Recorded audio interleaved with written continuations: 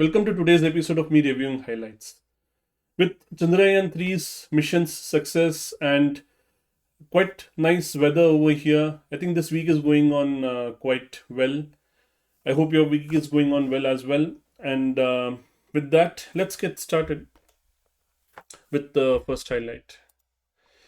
The first one is from Kill It With Fire. When people stop believing success is possible, they stop bringing their best to work. Measurable problems empower team members to make decisions. Everyone has agreed that metric X needs to be better.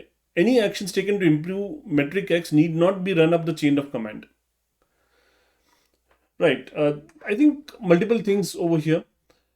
First thing, the first line itself, when people stop believing success is possible, they stop bringing their best to work, which is why inspiration is important, which is why that belief in the team, that belief in the goal that we are working towards, it's important. It's not just that do your work and forget about everything else. That doesn't get the best work done. It's especially in knowledge work, where I've often said programming is very much like art. It's creative, it's creative work, highly creative work. And if you don't believe in yourself, if you don't believe success is possible, you won't bring your best to work. That's one thing. And measurable problems empower team members to make decisions. That's the second part. So if you can measure something easily, then the objective is to improve that measurement.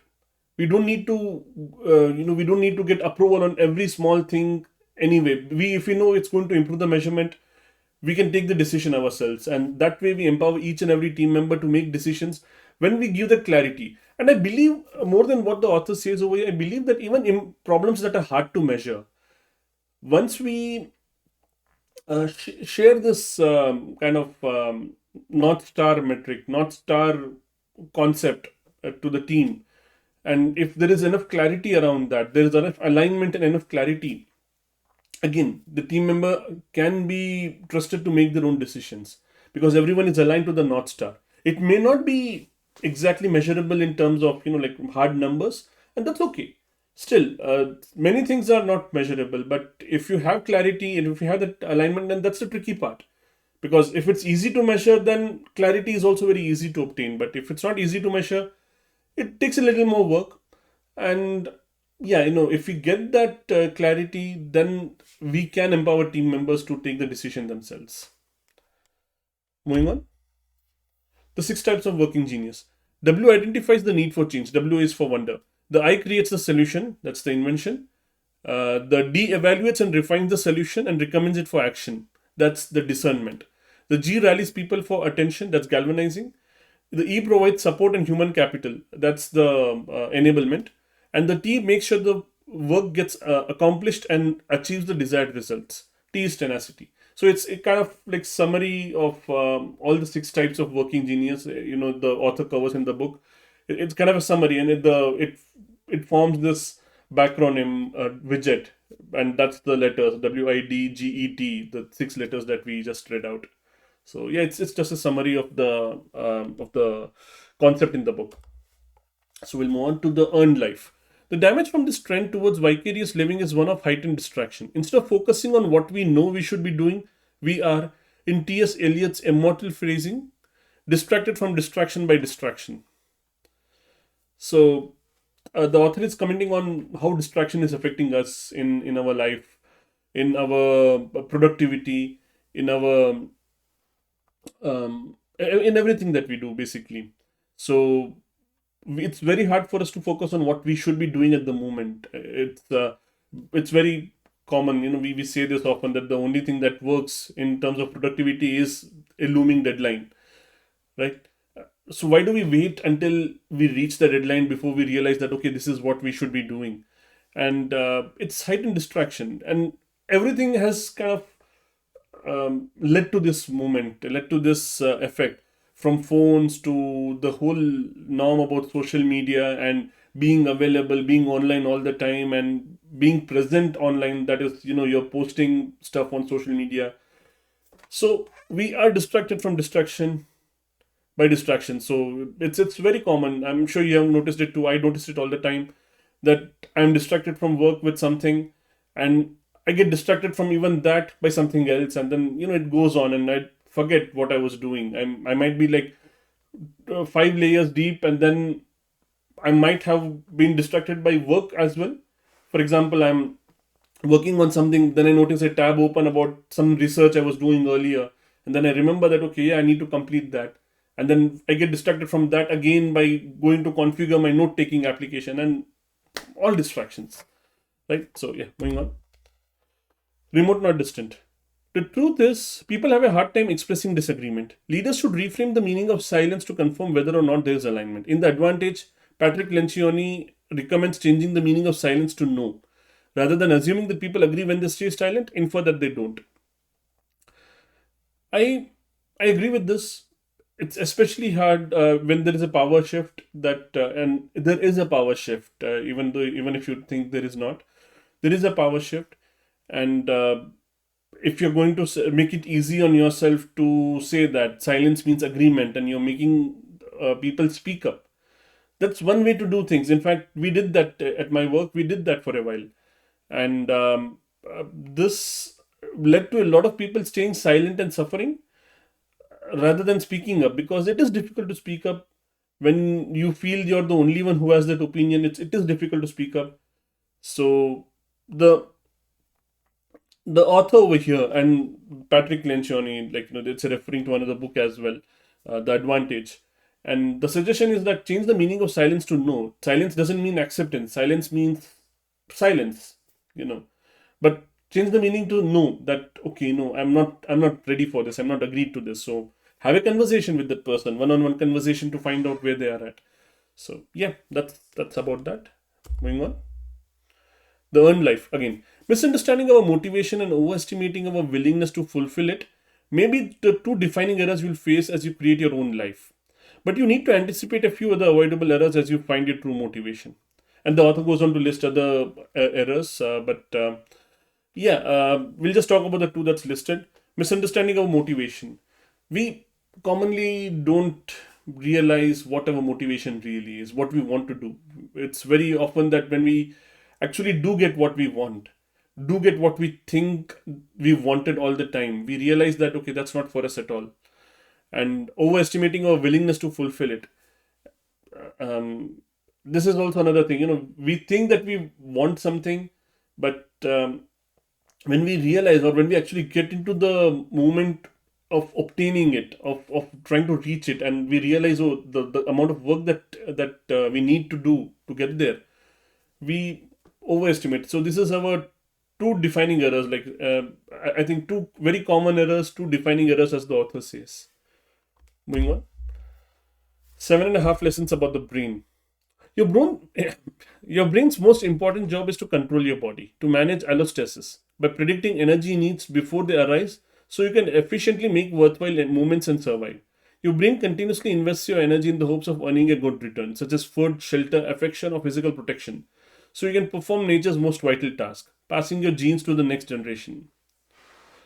The book goes on to say that, the book's premise, it begins with this, that we often think that brain is for thinking, but that's not really true. There's no evidence of that. The brain's most important job is to control the body.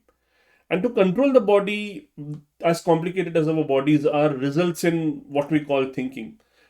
So everything is attributed to this thing, allostosis, predicting energy needs before they arise, so you can make efficient and worthwhile movements. So if it's if it's the question of taking shelter before the storm arrives, that's something that you need to predict, and brain is really good at that, predicting stuff. There is a whole chapter on that, how brain predicts stuff. We have covered different highlights on that, so I'll not go into too much depth over here. But all in all, that's what brain is for. So you continuously invest your energy in the hopes of earning a good return, such as those examples. Moving on. Get it done. According to the dilution principle, the more goals, including incentives, a single activity serves, the more weakly we associate the activity with our central goal, and the less instrumental the activity seems for this goal. Therefore, our central goal is less likely to come to mind when we pursue the activity. And when a goal doesn't come to mind, the activity doesn't seem to serve the goal. The kids didn't want to draw after getting a prize because drawing was no longer so much about self expression. So this is the danger of incentives, and we have covered this in from various books. From I think from what was the other book? Was it Measure What Matters? But it has come up in various books how incentives harm. They do more harm than good. And this is this example that when we keep on adding incentives to a goal, we forget the goal. And you may think that that doesn't happen, but it does happen. Uh, so with this experiment, the experiment that the author is referring to is where kids were given, they ran this experiment on kids, and the control group and the tested group. So they were basically awarded for their drawings, and the control group was not awarded. They were just it was the drawing was for its own sake. And in the subsequent experiment, when the reward was removed, the kids who actually drew for the reward earlier, and they drew it for the pleasure of drawing it. It was for its own sake. It was not for the sake of reward. They didn't know about the reward. But once the reward was associated with the activity of drawing, they they stopped associating it with that self expression, with drawing for its own sake. And in the next round of the experiment, when the reward was removed, they stopped drawing. They did not have that much motivation to continue drawing. Whereas the control group, when the reward was never introduced, they went on drawing as usual. So this is what it covers. Moving on. 7.5 lessons about the brain. You have one brain, not three. To move past Plato's ancient battle, we might need to fundamentally rethink what it means to be rational, what it means to be responsible for our actions, and perhaps even what it means to be human. I'm forgetting at the moment what was this reference to Plato's ancient battle, so I don't think I'm able to talk about this. Yeah. The rest of the highlight is, I mean, it makes sense, but I really don't know what, I can't remember what the author is talking about here. I'm going to skip it. To measure what matters.